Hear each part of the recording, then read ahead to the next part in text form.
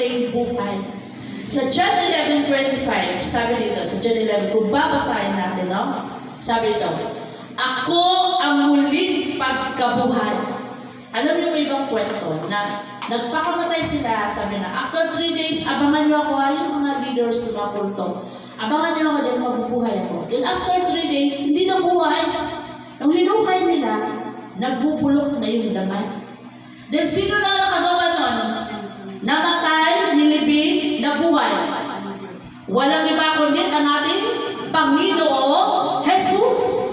Amen? At bakit niya sinabi, ako ang muling pagkabuhay? At ang buhay, ako ang muling pagkabuhay, at ang buhay. Kung iisipin mo talaga, ano ba yun? Bakit ang muling pagkabuhay? Mabuhay siya ulit. Muli? Yes, nabuhay muli si Jesus after 3 days. At kapag ikaw ay Kristiyano, ito mga kapatid, kapag ikaw ay Kristiyano, kapag ikaw ay namatay, kinuha ng Diyos, muli kang bubuhayin ng Diyos sa huling kapanahonan. Amen?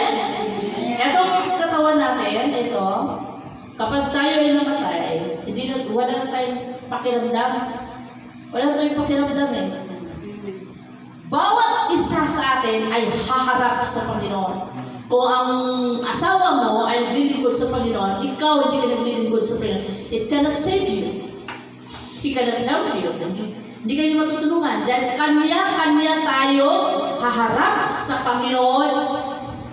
Hindi natin pwede sabihin, yung asawa ko, pastor, yung nanay ko ay naglilingkod sa church. Bawat isa sa atin haharap sa Panginoon. At sa huling kapanahonan at kapag tayo humarap sa Panginoon, hahatulan tayo ng Diyos. Depende kung anong ginawa natin sa mundong ito. Ito mga kapatid, no? Hindi pinangako ng Diyos. Tama yung nasitulan, no? Pinasa na ba? Hindi pinangako ng Diyos ang perfectong buhay. Na kapag ikaw ay Kristiyano na, wala ka ng problema, no? Si Jesus na, Diyos siya, di ba? Diyos siya, pero nag-suffer siya. Bakit? Part yun ng ating salvation. Kung ang Diyos ay namatay at hindi nabuhay, yun ang delikado. Bakit? Ibig sabihin, wala tayong kaligtasan. Yun ang papatunay bakit siya nabuhay para